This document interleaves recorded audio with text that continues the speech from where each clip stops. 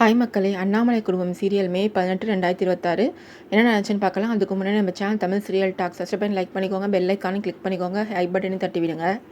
வெண்ணிலாவும் வரணும் ரூமில் பேசிகிட்டு இருக்காங்க. வெண்ணிலா சொல்கிறா, யாரோ சொன்னதை கேட்டு பணத்துக்காக இப்படி அவர் பண்ணிட்டாரு. இப்போ எல்லாத்தையும் இழந்துட்டு தனிமரமாக நிற்கிறேன்னு சொல்கிறாரு அப்படின்னு சொல்கிறா. அதுக்கு வருண் சொல்கிறாரு, எப்படி வெண்ணிலா ஒருத்தன் பண்ணது தப்புன்னு தெரிஞ்சும் ஈஸியாக மன்னிக்கிற அப்படின்னு கேட்கவும், அதுக்கு வெண்ணிலா சொல்கிறா, என்னங்க பண்ணுறது, இங்கே யார் தான் தப்பு பண்ணலை, எல்லோரும் ஏதோ ஒரு சுச்சுவேஷனில் தப்பு பண்ணுறாங்க, அதனால் நம்ம கெட்டவங்க ஆகிடுவோமா, என்னையே எடுத்துக்கோங்க, நீங்கள் சொல்கிற தப்பாக புரிஞ்சுக்கிட்டு உங்களை கல்யாணம் பண்ணிக்கிட்டேன், உங்கள் பார்வையில் நான் தப்பாக தெரிஞ்சேன், நீங்கள் சாராவுக்கு வாக்கு கொடுத்தீங்க, வாக்கு கொடுத்து என்ன கல்யாணம் பண்ணிக்கிட்டீங்க, இப்போ சாரா கண்ணோட்டத்தில் பார்த்தா நீங்கள் தப்பானவங்க, அதுக்கப்புறம் இப்போது கல்யாணத்துக்கு அப்புறமும் நீங்கள் சாரா தான் வேணும்னு சொல்கிறீங்க, ஏன் கண்ணோட்டத்தில் நீங்கள் தப்பாக தெரிவிங்க, அதே மாதிரி தான் எல்லோரும் தப்பு பண்ணியிருக்கோம், உலகத்தில் தப்பு பண்ணாத மனுஷன்னு கிடையாது, தப்பு பண்ணலைன்னா மனுஷனே கிடையாது, தப்புக்கு தண்டனை மன்னிப்பு தான், அதை விட்டுட்டு நம்ம பழிக்கு பழின்னு போனால் பகை தான் மிஞ்சும், அவர் எல்லாத்தையும் இழந்துட்டேன் அப்படின்னு சொல்கிறாரு. அது உண்மையா பொய்யான்னு எனக்கு தெரியாது, ஆனால் அவரை நான் மன்னிச்சிட்டேன், கடவுள் மட்டும்தான் மன்னிக்கணும் கிடையாது, மனுஷனும் மன்னிக்கலாம் அப்படின்னு சொல்கிறா. உடனே வருண் நிஜமாகவே வித்தியாசமான ஆளாக இருக்கா அப்படின்னு யோசிச்சுட்டு இருக்காரு.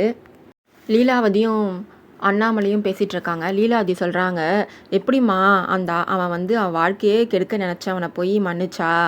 அதுக்கு அண்ணாமலை சொல்கிறாங்க, அதான் நானும் யோசிச்சுட்ருக்கேன், அன்னைக்கு கல்யாணம் பண்ணுறதுல எல்லாருக்கும் முன்னாடி அவன் கற்பையே அவன் கேள்விக்குறியாக்கினான், இருந்தாலும் அவன் அவனை மன்னிச்சிருக்கா, இருந்தாலும் வெண்ணிலா மாதிரிலாம் மன்னிக்கவே முடியாது, அவள் வேற மாதிரி யோசிக்கிறா அப்படின்னு பேசிகிட்டு இருக்காங்க அண்ணாமலை. அதுக்கு லீலாவதி சொல்கிறாங்க, இதே மாதிரி ஒரு பொண்ணு கிடச்சதுக்கு நம்ம கொடுத்து வச்சுருக்கணும், இதுக்கப்புறம் நம்ம குடும்பத்தை நல்லபடியாக வழிநடத்தி கொண்டு போவான்னு தெரியுது அப்படின்னு சொல்கிறாங்க லீலாவதி. ஆமாம், யார் என்ன தப்பு பண்ணாலும் மன்னிச்சு நல்லபடியாக இந்த குடும்பத்தை கொண்டு போவா அப்படின்ற நம்பிக்கை எனக்கு இருக்குதுன்னு அண்ணாமலையும் சொல்கிறாங்க. அதுக்கு லீலாவதி சொல்கிறாங்க, நீ என்னம்மா பண்ணியிருப்ப அந்த நிலைமையில் இருந்தா, வெண்ணிலா நிலைமையில் நீ இருந்தால் என்ன பண்ணியிருப்ப அண்ணாமலை அப்படின்னு கேட்குறாங்க லீலாவதி.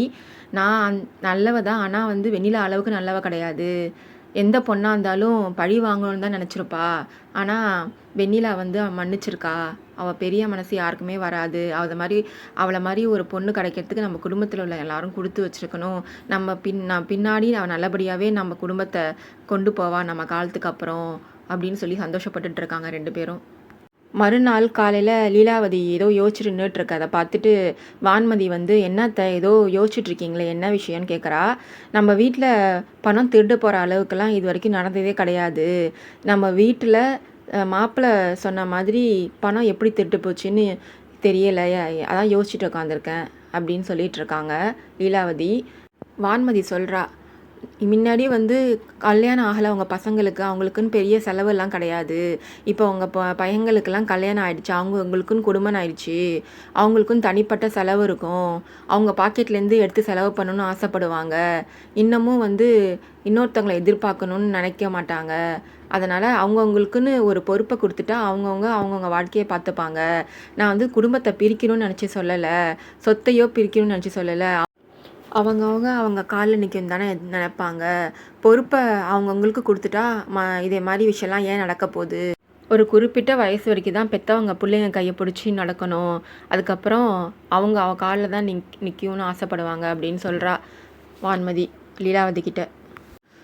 இன்னொரு தடவை நகை காணாமல் போயிடுச்சு, பணம் காணாமல் போயிடுச்சுன்னு வரக்கூடாதத்த, நீங்கள் நல்லா யோசிச்சு பாருங்கள் அப்படின்னு சொல்கிறா லீலாவதி கிட்ட வான்மதி.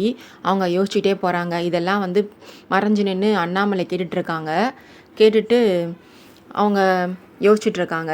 உடனே வான்மதி ஹாலுக்கு போகிறா. போய் நின்றுக்கிட்டு, அண்ணாமலை அத்தை, நீங்கள் என்ன சொன்னீங்க, இந்த கூட்டு குடும்பத்தை பிரிக்க முடியாது அப்படின்னு சொன்னீங்களா, இப்போ தான் லீலாவதி அத்தைக்கிட்ட கொஞ்சமாக கொளுத்து போட்டு வந்திருக்கேன், அது பற்றி எரிய போகுது அப்படின்னு யோசிச்சுட்டு நின்றுட்டுருக்கா. அப்போ தான் அண்ணாமலை கிளாப் பண்ணிகிட்டே வராங்க. நான் என்னமோ உன்னை சின்ன பொண்ணு, இந்த குடும்பத்தை என்ன பிரிச்சிருவேன்னு சொல்லிகிட்ருக்க, என்ன பண்ணிட போகிற அப்படின்னு நினச்சேன், ஆனால் நீ புத்திசாலி தான், இந்த குடும்பத்தை எப்படி பிரிக்கணும்னா ஒன்று பொருளாதாரத்தை வச்சு தான் பிரிக்க முடியும் கூட்டு குடும்பத்தை, அதை கரெக்டாக நீ கையில் எடுத்திருக்க.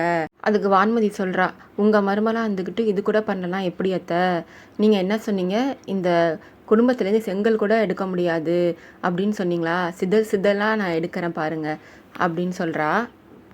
அதுக்கு அண்ணாமலை சொல்கிறாங்க, நீ நினைக்கிறதெல்லாம் நடக்கவே நடக்காது. உன் மனசில் இருக்கிற கெட்ட எண்ணத்தை மாற்றிக்கிட்டு இந்த குடும்பத்தோட ஒன்றா சேர்ந்த வழியை பாரு, சேர்ந்து வாழ்கிற வழியை பாரு அப்படின்னு சொல்கிறாங்க. உடனே வான்மதி சொல்கிறா, என்னத்தை பயந்துட்டிங்களா அப்படின்னு கேட்குறா. பயமா? எனக்கா? நெருப்பை பார்த்து தான் எல்லாரும் பயப்படுவாங்க. நெருப்பு எதையும் பார்த்து பயப்படாது. இந்த குடும்பத்தில் வந்ததுலேருந்து இந்த குடும்பத்தை பிரிக்கணும்னு கங்கணம் கட்டிட்டு திரியிற நீ. இந்த குடும்பத்தை பிரிக்கணும்னு நினைக்கிறிய? என்னைக்காச்சும் சேர்ந்து வாழணும்னு நினச்சிருக்கியா? ஒரு நாள் சேர்ந்து வாழணும்னு நினச்சிப்பாரு, அப்போ புரியும் கூட்டு குடும்பத்தோட அருமை என்னன்ட்டு. என்ன நினைக்கிறது? இத்தனை நாளாக இந்த குடும்பத்தை உங்கள் கண்ட்ரோலில் நீங்கள் சொல்கிறத தான் நடக்கணும், நீங்கள் சொல்கிறது தான் செய்யணும்னு உங்கள் கண்ட்ரோல்லே வச்சுருக்கீங்க.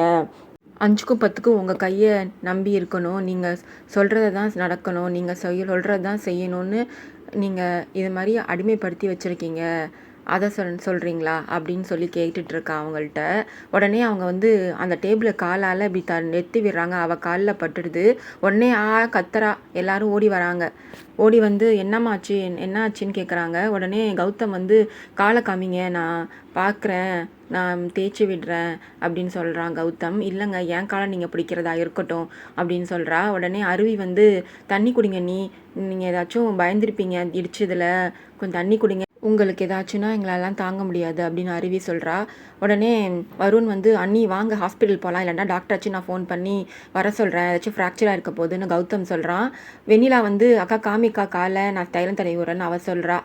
இவ பவித்ரா அழுவுற பார்த்து அவளே அழுவுறா. உடனே ஏன் அழுகுற மாதிரி இருக்கீங்கன்னு கேட்கவும், நீ கஷ்டப்படுற பார்த்தோன்னே எனக்கு தானாகவே அழுகு வந்துடுச்சு, என்னன்னு தெரியலை அப்படின்னு அவள் சொல்கிறா. இதெல்லாம் பார்த்துட்டு அண்ணாமலை ரொம்ப ஆச்சரியமாக பார்த்துட்டு, அவளுக்கு ஒன்றும் இல்லை, நான் பார்த்துக்கிறேன் அப்படின்னு சொல்லி ரூம் கூப்பிட்டு போகிறாங்க. என்ன வான்மதி, ரொம்ப வலிக்குதா அப்படின்னு கேட்குறாங்க. நான் இப்போ வலிக்குதான்னு கேட்டது உன் காலை வலிக்குதான்னு கேட்கல, நம்ம குடும்பத்தில் உள்ளவங்களாம் உன் மேலே காட்டின பாசத்தை பார்த்து வலிக்குதான்னு கேட்குறேன். கூட்டு குடும்பத்தில் ஒன்றா சாப்பிட்றதும் ஒன்றா இருக்கிறதும் மட்டும் பாசம் கிடையாது. ஒருத்தவங்களுக்கு ஒன்றுனா இன்னொருத்தவங்க துடிக்குவாங்க. உனக்கே ஆச்சும் ஒன்றுனா எனக்கு மனசு வலிக்கும், அதுதான் கூட்டு குடும்பம் அப்படின்னு சொல்கிறாங்க.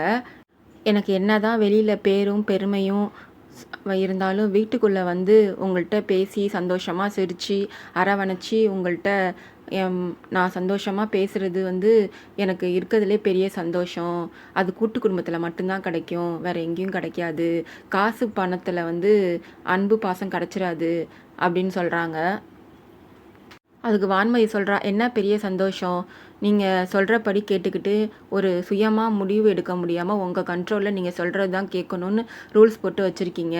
உங்கள் கையை எதிர்பார்த்துட்டு இருக்க வேண்டியதாக இருக்குது. இதே எங்கள் அப்பா வீட்டில் இருந்த வரைக்கும் நிம்மதியாக சுதந்திரமாக ஏன் இஷ்டப்படி ஏன் மனசுக்கு என்ன படுதோ அதை நான் பண்ணிகிட்டு இருந்தேன், நான் எவ்வளோ ஜாலியாக இருந்தேன் அப்படின்லாம் சொல்கிறா.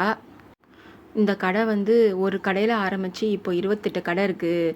இந்த கடையை ஒரு கடையிலேருந்து 28 கடையாக மாற்றிருக்கேன்.